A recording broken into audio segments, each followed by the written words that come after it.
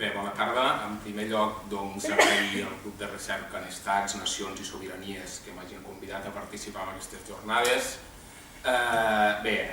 la meva intervenció d'avui té un caràcter més aviat el que intenta és plantejar tot un seguit d'hipòtesis de treball, no del tot contrastades, però que precisament plantejar-les en un marc com aquest pot servir per veure si tenen viabilitat a l'hora de desenvolupar-les a través de la recerca o no. Bé, en la insurrecció d'octubre de 1934, tant a Catalunya com al conjunt de l'Estat, hi trobem una multiplicitat de components tant en la seva gènesi com en les motivacions i el desenvolupament. Aquesta multiplicitat de components, en bona mesura, és la que explica el caràcter fragmentari i el pes de les dinàmiques locals i regionals en el conjunt de l'acció revolucionària arreu de l'Estat. En el cas de Catalunya, a redós de la proclamació de l'Estat català de la República Federal Espanyola per part de Companys, hi trobem l'acció de la majoria del govern de la Generalitat, que fonamentalment el que pretén és aprofundir en la direcció reformadora inicial de la República i al mateix temps intentar frenar el que es consideren els enemics declarats del règim, que a parer dels republicans catalanistes són les RUCs i els vaticanistes, com popularment se'ls anomena de la CEDA. Hi trobem també l'estratègia governamental separatista impulsada pel conseller de Governació, per Josep Dencàs,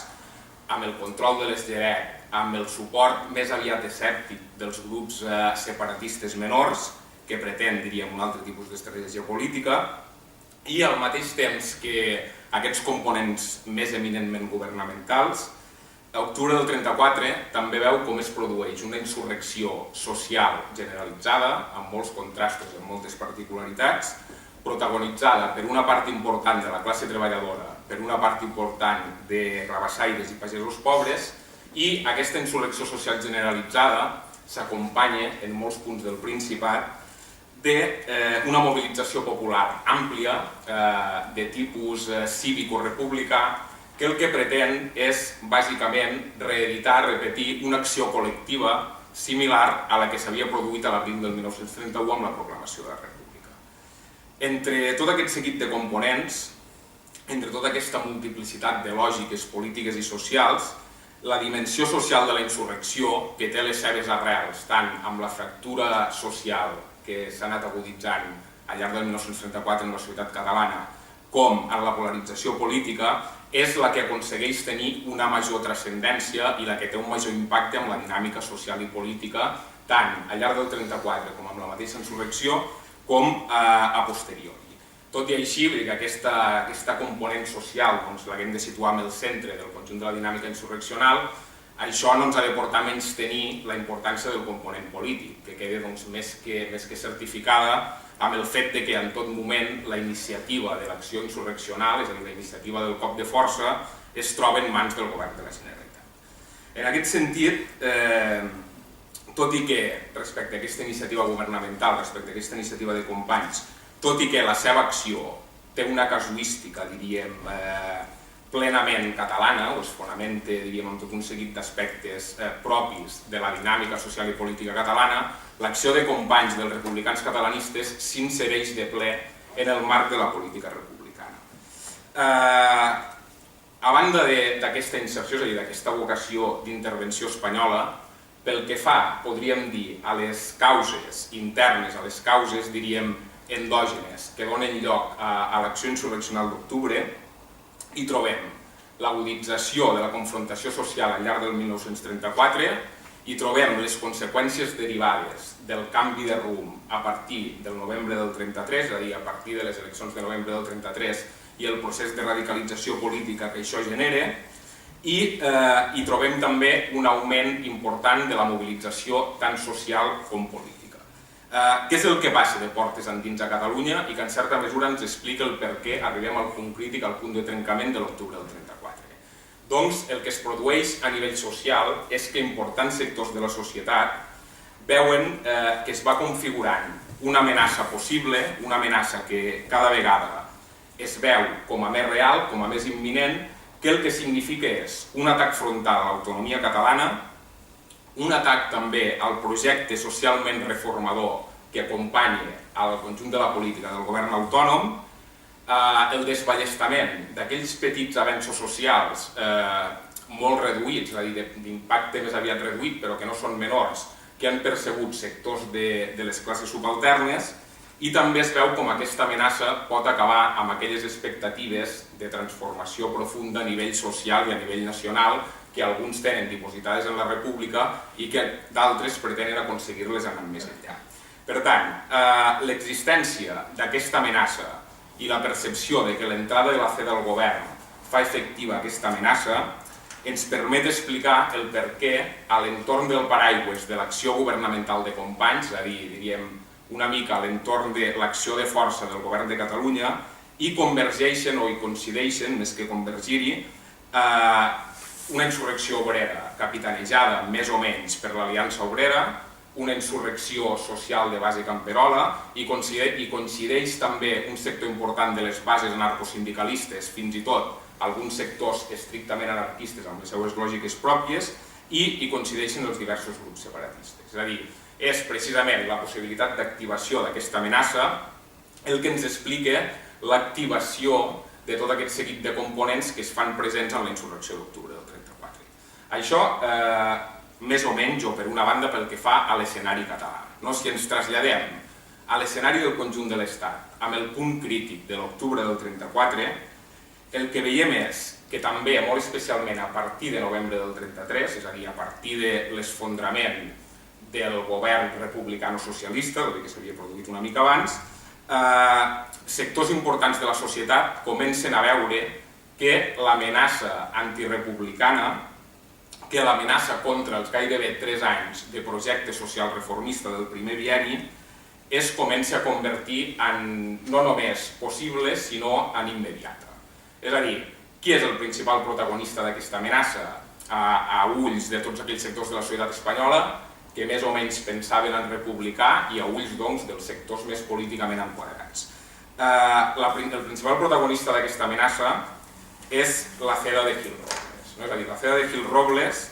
el que, o com a mínim tal i com es percep, a nivell entre sectors importants de la societat, es percep com una clara amenaça, no només a la democràcia republicana, al projecte reformador, sinó també a l'existència del propi moviment obrer i, sobretot, el que es percep en la CEDA és la projecció de bastir un règim d'estil corporatiu inspirat en els feixismes europeus que acabi amb l'experiència reformadora. Per tant, aquests dos escenaris, que són, és a dir, tenen elements comuns però són prou diferenciats, són els que condueixen al trencament d'octubre del 34. Situats en la conjuntura crítica ja insurreccional del mateix octubre del 34, si deixem de banda el que és la particularitat del component nacional que es troba amb la insurrecció catalana i de l'altra banda deixem també a part l'excepcionalitat de la guerra social asturiana, és una autèntica guerra social que no es repeteix amb aquesta escala en cap altre punt de l'Estat, el que tenim és que octubre del 34 com a moviment insurreccional és un moviment d'ampli abast, és a dir, té un impacte arreu de l'Estat, el que passa que té un impacte amb unes particularitats locals i regionals molt aguditzades. En tot cas, és important tenir en compte que octubre del 34 té aquest impacte d'abast estatal. Per què? Perquè hi ha tot un seguit d'elements propis de la dinàmica anterior, és a dir, de la dinàmica que s'enceta més o menys al novembre del 33, que es fan presents de manera prou homogènia amb tots aquests brots, amb tots aquests esclats insurreccionals. Quins són aquests elements més o menys clars que comencen a aparèixer amb tota la seva força a partir de novembre del 33? En primer lloc, un element que investigacions recents que estan duent a terme diversos historiadors, sobretot aragonesos, comencen a evidenciar i comencen a demostrar. Doncs un malestar, una decepció important entre pagesos pobres i jornalers davant la lentitud de les reformes republicanes, és a dir, davant del poc impacte que la reforma agrària ha tingut sobre les seues condicions socials i econòmiques, i al mateix temps un malestar generat pel procés revisionista que s'enceta en matèria agrària a partir de novembre del 33. És a dir, aquest descontentament agrari podríem dir que en diversos punts de l'Estat té un paper protagonista a l'hora d'entendre el desenvolupament de la insurrecció. A banda d'aquest malestar de pagesos pobres, de jornalers, trobem també una percepció prou generalitzada per part del moviment obrer de que la victòria electoral de la dreta antirepublicana al novembre del 33 i el posterior ascens de la CEDA al govern, ja a l'octubre del 34, signifiquen el primer pas de la liquidació del moviment obrer organitzat. És a dir, això, que és una percepció, diríem, més aviat subjectiva, té uns elements més materials, més estructurals que li donen consistència. És a dir, sobretot les conseqüències més agudes de la crisi econòmica internacional el 1933 i 1934 fan que aquesta percepció d'amenaça es consolidi. Al costat d'aquest impacte, podríem dir, de la crisi econòmica internacional, la reacció patronal que s'intensifica a partir de novembre del 1933 acaba donant una mica més de solidesa amb aquesta percepció. I per últim, el component antifeixista que es comença a estendre a partir del 34 i finals del 33 entre bona part de l'obrerisme europeu, diguem que és el que posa la gota, és a dir, el que acaba de fer quallar tota aquesta percepció d'amenaça directa per part de la CEDA. En darrer lloc, trobem un altre element important que fa referència a tots els diversos grups, a tot el món de les esquerres republicanes espanyoles. Per a les esquerres republicanes espanyoles, el que s'ha produït a partir del novembre del 1933 ha estat un procés de degeneració de la República del 14 d'abril i, per tant, el que cal, no només ho pensen les esquerres republicanes espanyoles, ho pensen els republicans catalanistes, és redreçar la direcció política de la República cap a l'esquerra, intentar reactivar, reformular el programa de reforma social inicial de la República i al mateix temps garantir que el que es consideren els enemics de la República, fonamentalment la CEDA, però també els lerrouxistes, doncs no tinguin una via d'accés directe al govern.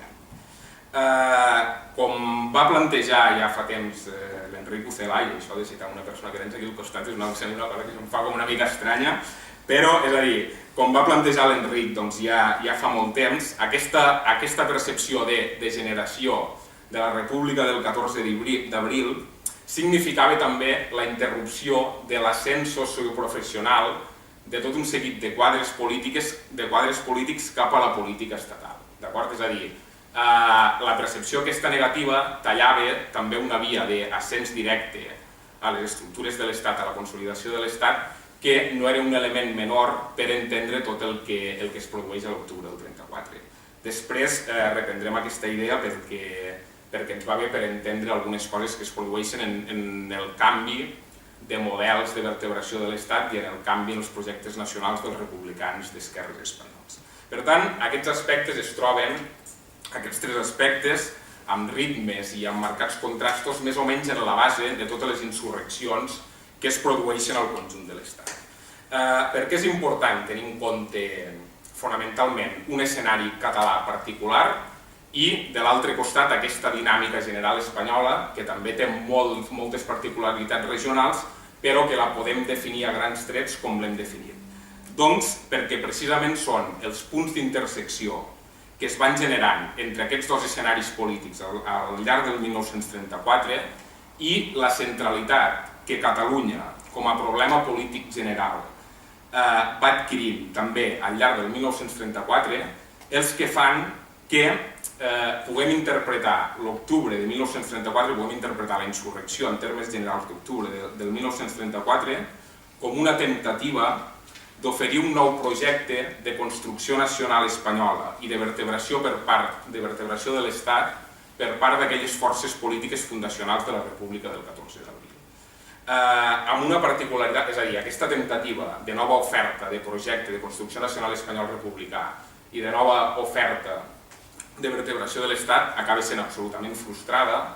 i, és a dir, com el conjunt de la insurrecció, podríem dir, però té una particularitat que la fa diferent a les temptatives que hi ha hagut amb anterioritat. Aquesta particularitat és que la reformulació del projecte nacional republicà espanyol, la reformulació, o com a mínim el llançar una nova fórmula de vertebració de l'Estat, es troba en mans, és a dir, la iniciativa la plantegen els republicans catalanistes i el govern de la Generalitat. I ara veurem, és a dir, això com es desenvolupa i les particularitats que té. Clar, que siguin els republicans catalanistes i que sigui el govern català qui té la iniciativa en aquest procés de reformulació no significa que aquesta temptativa que representa Companys amb el seu gest el 6 d'octubre sigui una qüestió pròpia i que només preocupi a les forces republicanes catalanistes. És a dir, té un impacte més ampli amb el conjunt de les forces republicanes d'esquerres espanyoles i també amb el conjunt, podríem dir, tant de les esquerres com de les dretes, fins i tot antirepublicanes. Per què té un impacte? Doncs perquè precisament la centralitat de Catalunya en la política general republicana al llarg del 1934 el que fa és obligar tant a les forces republicanes d'esquerres, en menor mesura els socialistes, com als diversos sectors de la dreta republicana i antirepublicana a reformular els seus projectes de construcció de la nació espanyola i de vertebració de l'Estat en un sentit o altre. En aquest sentit, no resulta estrany que un home com Marcel·lí Domingo apuntés amb una obra que va escriure a posteriori, és a dir, un cop produït l'octubre del 34, una obra centrada en la mateixa Revolució d'Octubre, que un dels elements fonamentals de la Revolució Pacífica republicana continuava sent, en paraules de Domingo, el de constituir lo que en España aún no ha habido, una nación. Una nación, continuaba Domingo, que no es sino la colaboración de todos desde la oposición o desde el poder en la obra de construir un Estado y servirlo libremente. En la mateixa reflexió que feia Marcel·lí Domingo sobre l'octubre del 34, aquest atribuïa a la república dels republicans, és a dir, amb aquella república que ell considerava que arribava fins al novembre de 1933, l'èxit d'haver assolit, d'haver resolt, més que d'haver assolit, el problema de l'autonomia catalana i també l'èxit, diríem, d'haver completat un procés de descentralització administrativa i de vertebració d'Espanya. Clar, aquestes reflexions de Domingo diríem que tenen un petit problema, que és que estan fetes al 1935, un cop el moviment d'octubre s'havia demostrat com un autèntic fracàs i quan els republicans espanyols havien començat a matisar el seu suport a la ruptura d'octubre. És a dir, el mateix Domingo, amb aquest llibre titulat La Revolució d'Octubre, el que feia era definir el trencament que havia suposat l'octubre del 34 com, más que un ataque, una defensa, más que atentar contra la legalidad, tendió a evitar que la legalidad fuera secuestrada, és a dir, això és la percepció que plantejava Domingo, però al mateix temps recordava que l'estat espanyol, a diferència del que havia succeït a Àustria, dentro de la ley és possible la recuperació total de la república. És a dir, hi havia ja un cert, diríem, procés de matització. En els mesos anteriors a la Revolució d'Octubre, molt especialment els diversos moviments que havia fet Companys des del govern de la Generalitat i el conflicte constitucional que s'havia produït entre el govern català i el govern de l'Estat s'havien observat per part de les esquerres republicanes espanyoles com una possibilitat de generar un nou moviment refundacional de la república a través d'un cert trencament, que, com que de manera inevitable aquest cert trencament amb la lògica dels republicans espanyols havia de venir per part dels republicans catalanistes, perquè els republicans espanyols tenien un marge de maniobra més aviat escàs, doncs aquest trencament suposava inevitablement un cert canvi en l'estructuració territorial de l'Estat i en la seva vertebració. És a dir, a l'alçada del 1931, no ara tirem uns anys enrere,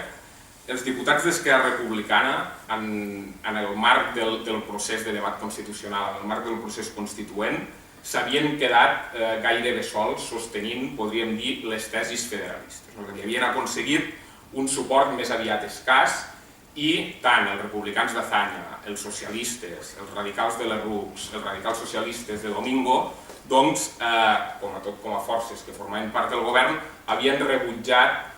l'aposta federalista d'estructuració de l'Estat. Inicialment, la república, el que en surt del resultat constituent, és la definició d'un estat integral que és compatible amb l'autonomia de municipis i regions i en surt un estatut d'autonomia de Catalunya que no és res més que una concessió del poder constituent espanyol i no un acte de sobirania propi de Catalunya com pretenia el projecte de l'Estatut de Núria del 31. Aquest procés, és a dir, aquesta fórmula de vertebració territorial de l'Estat, amb el cas del conjunt dels republicans d'esquerres espanyols i també dels socialistes, s'acompanya inicialment de la vocació de construir una nació espanyola de ciutadans republicans que, com va estudiar Sandy Holguín, el que pretenia era crear una identitat nacional espanyola secularitzada, modernitzadora i de base castellana amb clars components tant cívics com etnoculturals. Diríem que això és el projecte de construcció nacional inicial que es posa en marxa el 1931. Clar, dins d'aquest projecte de construcció de l'Estat-nació iniciat el 1931, l'autonomia catalana fins a la Guerra Civil representa, podríem dir, una certa excepcionalitat. Per què? Doncs perquè a la pràctica aquesta autonomia regional que permet l'estat integral únicament s'exerceix, únicament s'aplica en el cas de Catalunya. I això, també recollint una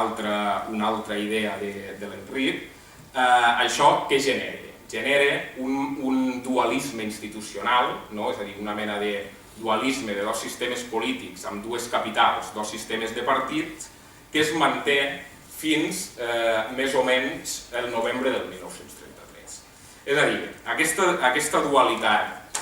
diríem, institucional, més que tenir la seva base en la Constitució, en el procés constituent de la República, té la seva base amb l'acord fundacional de les diverses formacions polítiques que donen lloc a la proclamació de la República. És a dir, aquesta dualitat institucional té el seu màxim grau de legitimitat, podríem dir, amb aquell acord entre republicans i socialistes espanyols d'una banda i entre republicans catalanistes de l'altra, més que no pas amb la vertebració, diríem, jurídica o constitucional de l'Estat. Què és el que succeeix aquí? Doncs que a partir del novembre del 1933 aquesta excepcionalitat catalana comença a convertir-se en problemàtica des d'una perspectiva catalana. Per què? Perquè el que ha succeït és que un dels seus components fonamentals, la seva part, podríem dir, espanyola, formada per socialistes i republicans d'esquerres, s'ha esfondrat. I en canvi, la part catalana no només continua sobrevivint, és a dir, no només l'esquerra ha aconseguit reformular un govern de concentració al gener del 1934, sinó que ha sortit victoriosa d'unes eleccions municipals al mateix gener del 1934 i diguem que aconsegueix una legitimació i una força que feia temps que no tenia. Per tant, el contrast aquí resulta més que evident. Tenim una de les parts d'aquest dualisme que s'ha sabut reformular, que ha sabut, diríem, vehicular la seva estratègia política per uns nous camins i enfortir-la. L'altre component d'aquest sistema, podríem dir, dual, els republicans espanyols es mouen amb la desorientació més absoluta, més o menys fins al 1934, quan s'aconsegueixen reformular, i els socialistes el que fan és iniciar una mena d'eixir cap a l'esquerra, més aparent que real, i donar per tancada, podríem dir, la seva col·laboració governamental. A partir d'aquest moment, és a dir, a partir que s'ha enfonsat un dels components d'aquest sistema dual a nivell institucional, tant el govern de la Generalitat, és a dir, el govern català, com els republicans catalanistes, com el que en termes generals s'anomenava el problema català, guanyen, comencen a convertir-se en un element central de la política general espanyola. És a dir, fins al punt que la Catalunya republicana, de facto, passa a ser la direcció política dels republicans d'esquerres d'àmbit espanyol i fins al punt que Companys es converteix en una mena de cap oficial de l'oposició republicana tant al govern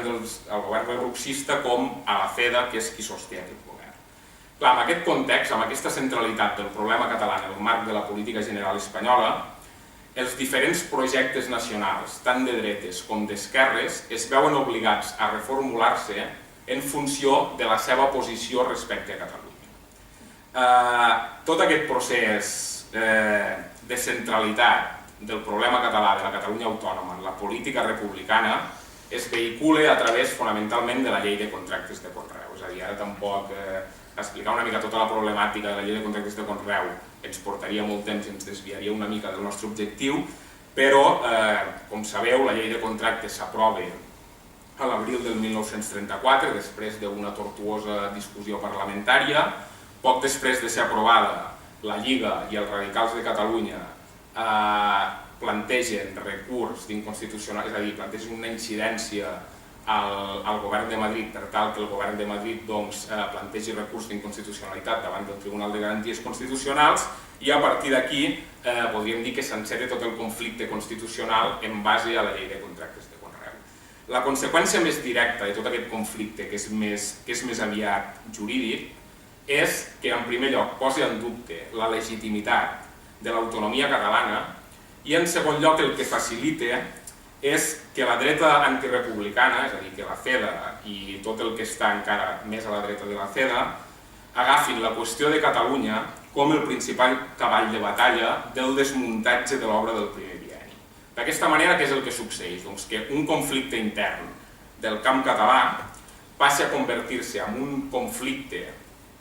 central, és a dir, passe al primer pla de la política espanyola i es converteix en un conflicte constitucional, en una autèntica crisi constitucional entre l'únic govern autònom i el govern central de la República.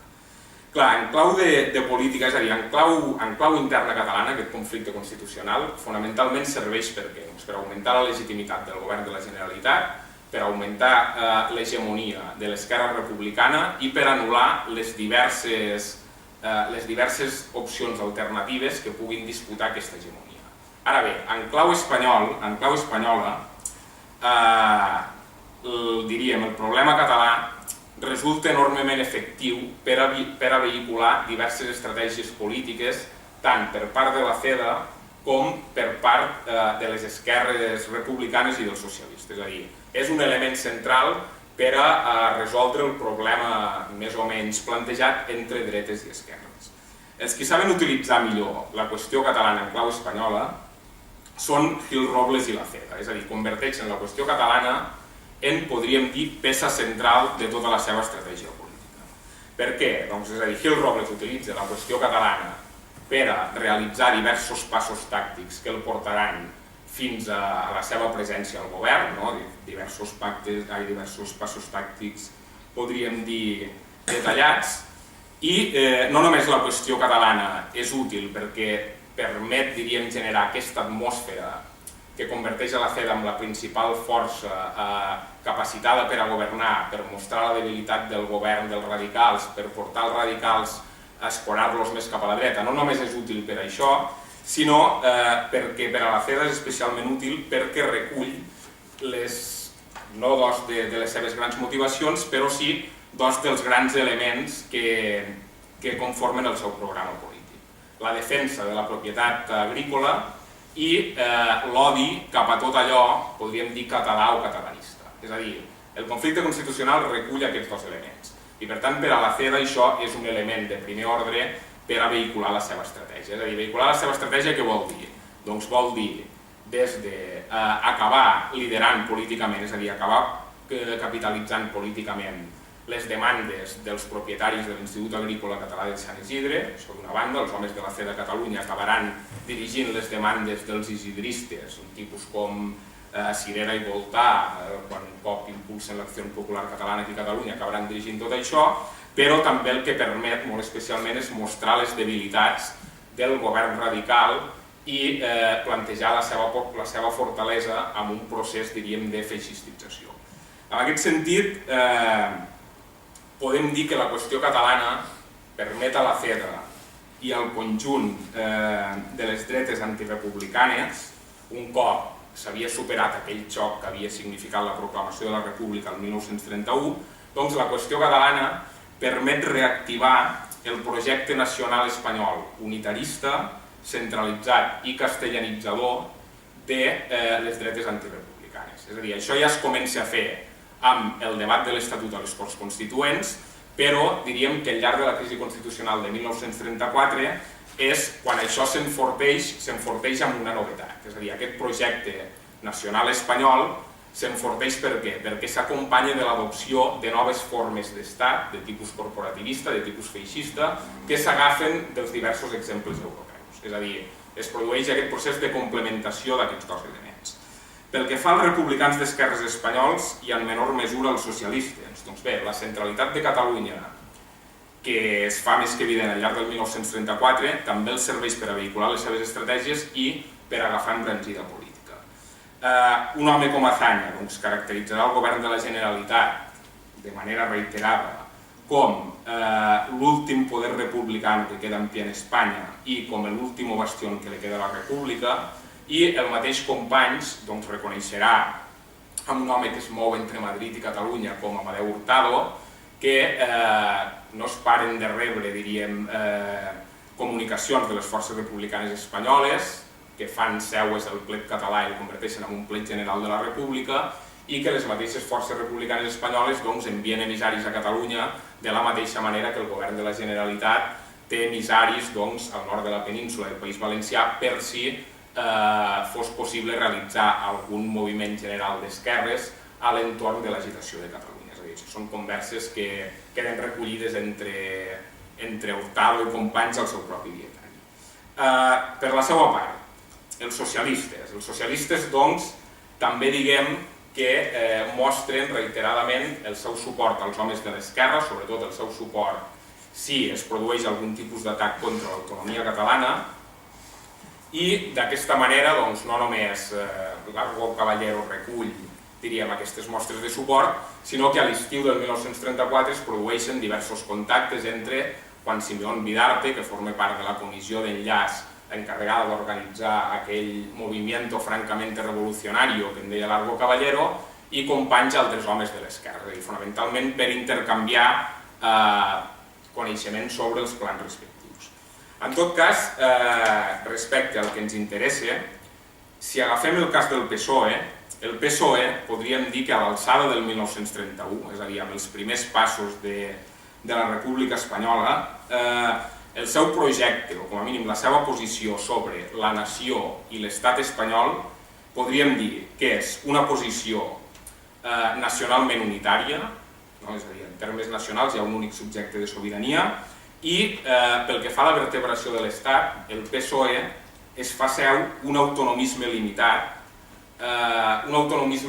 que es considera com a mal menor. És a dir, el mateix juliol del 1931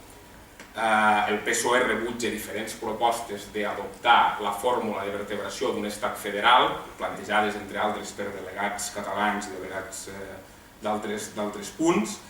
i diríem que es queda amb aquests marcs, és a dir, una concepció nacionalment unitària, una política de construcció d'organització territorial de l'Estat,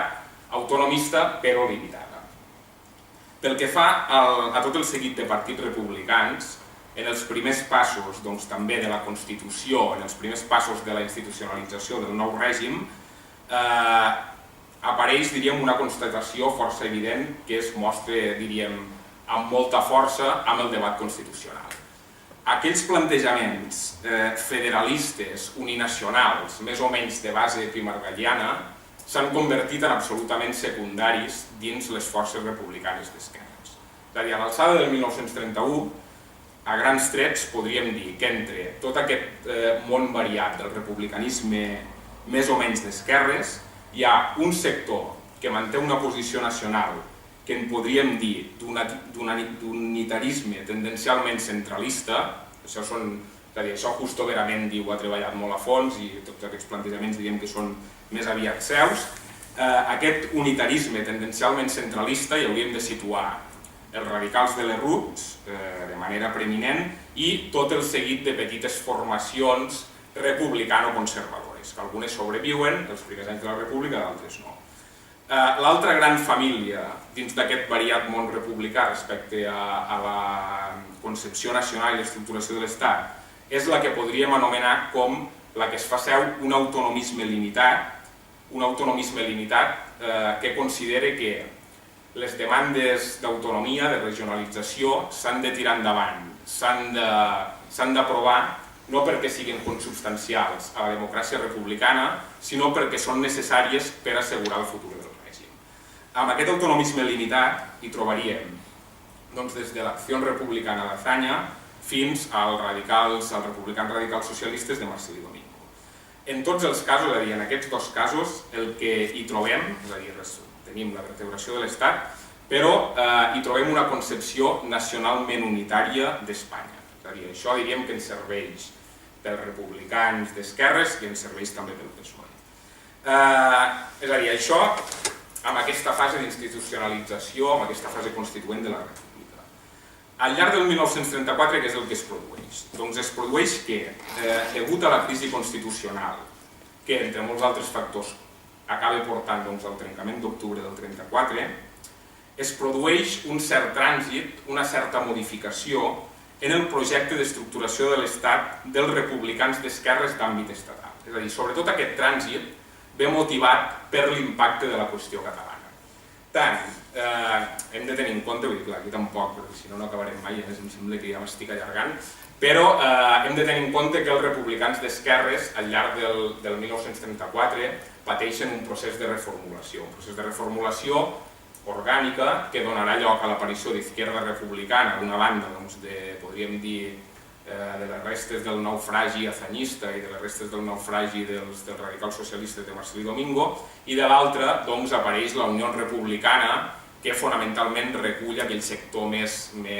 podríem dir, marcadament democràtic dels radicals liderats per Martínez Marro. Bé, aquest procés de reestructuració va acompanyat, podríem dir, d'una reformulació dels plantejaments nacionals i dels plantejaments de l'organització territorial per part dels republicans d'esquerres. Què és el que es produeix al llarg del 1934? Doncs aquestes forces republicanes passen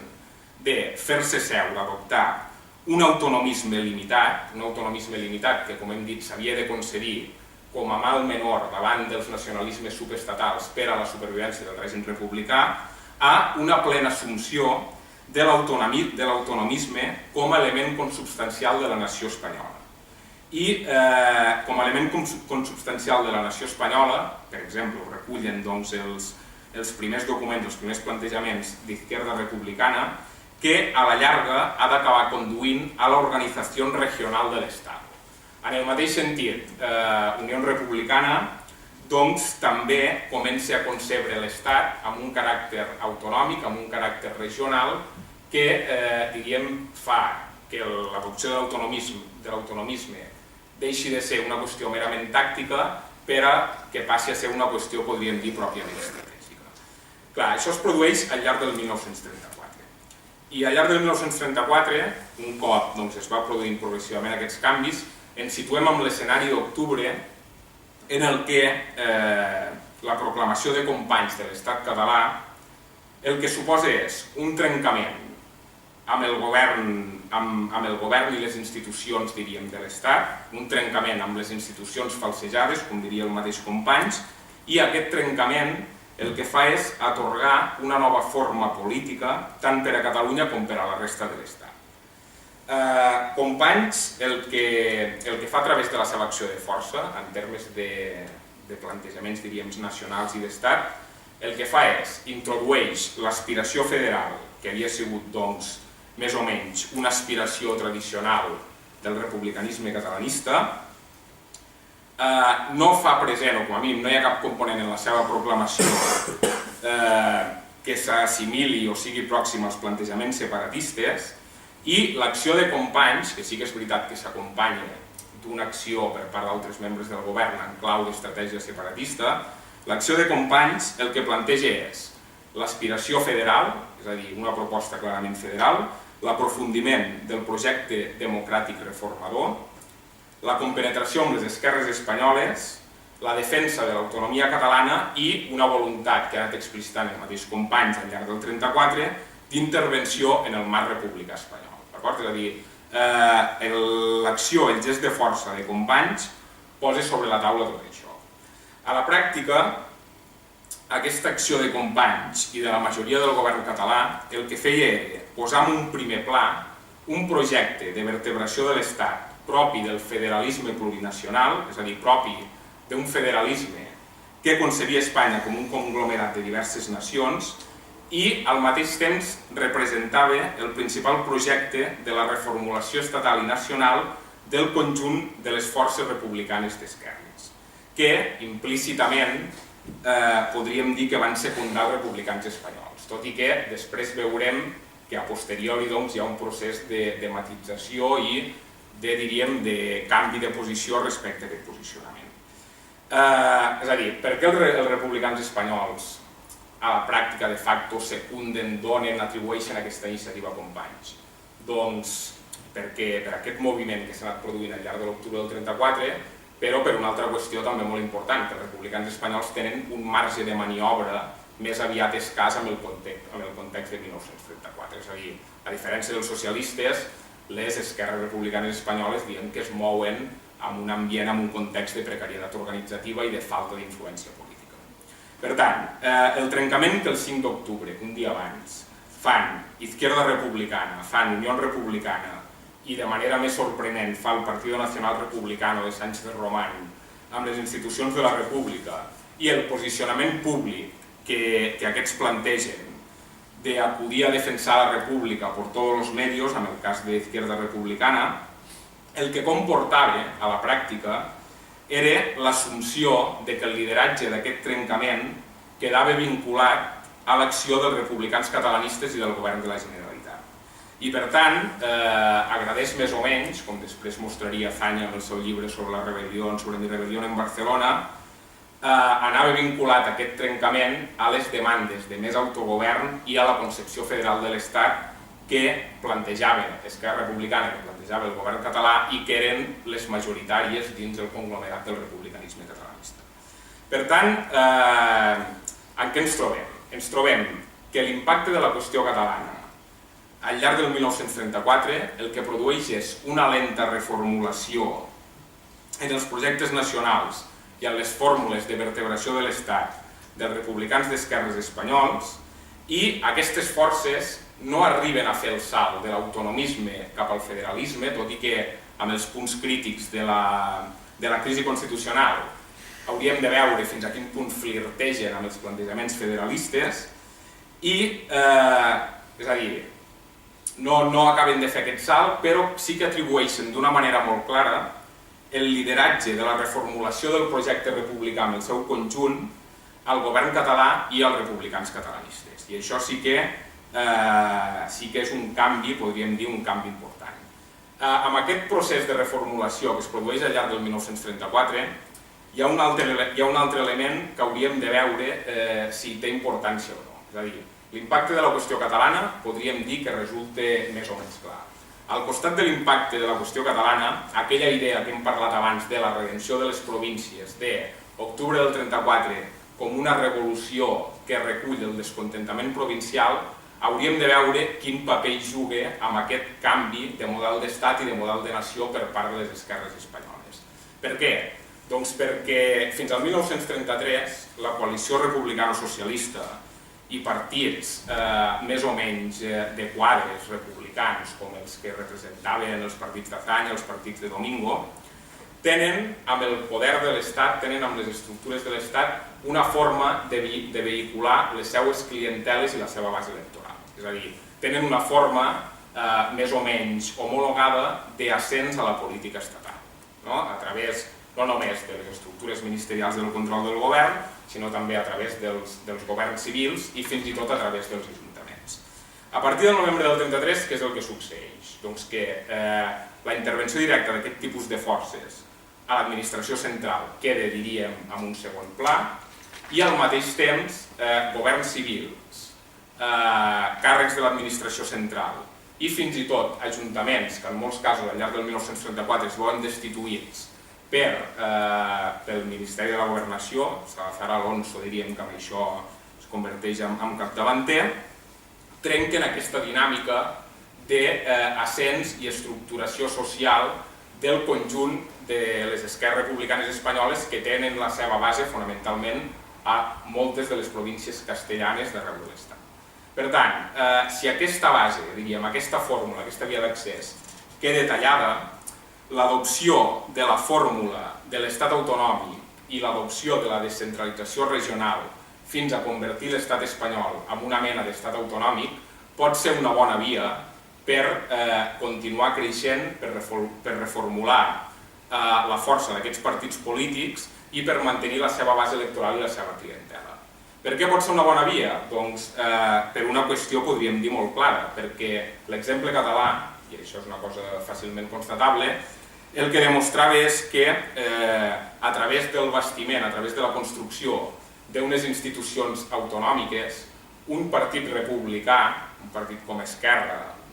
amb amb una debilitat orgànica inicialment considerable, podia convertir-se en hegemònic i podia garantir no només un ascens, és a dir, un clientelisme a les seves bases socials, sinó mantenir l'èxit electoral. És a dir, a banda de l'impacte de la qüestió catalana, hi ha aquesta altra via que hauríem de veure si té recorregut o si és pertinent plantejar-la com a hipotètica. És a dir, la possibilitat de l'estructuració autonòmica de l'Estat com a forma de mantenir, diríem, aquestes expectatives d'ascens socioeconòmic, d'ascens professional de les clienteles i de les bases electorals dels partits republicans espanyols. Per acabar, en la dinàmica del conjunt de l'Estat al llarg dels anys 30, en primer lloc hi trobem que la proclamació de la República i el procés constituent amb l'autonomia catalana pel mig suposen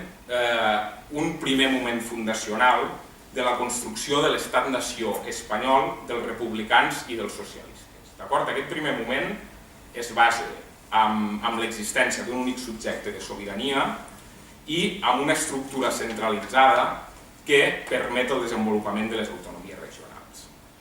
Durant la Guerra Civil, a partir del juliol del 36, com ha analitzat de manera més que solvent, de manera excel·lent, José Manuel Núñez Seixas, podríem dir que es produeix el segon gran moment de la construcció de l'Estat-nació espanyol dels republicans i també dels socialistes amb el mateix sentit que el 1931. És a dir, durant la Guerra Civil el que es produeix és la construcció de l'Estat-nació amb una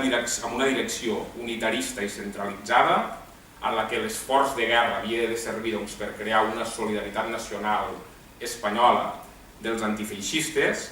i en la que aquest esforç de guerra al mateix temps havia de reduir a la mínima expressió aquelles manifestacions plurinacionals de l'Estat. Aquest projecte, és a dir, aquesta segona fase de la construcció de l'Estat-nació espanyol,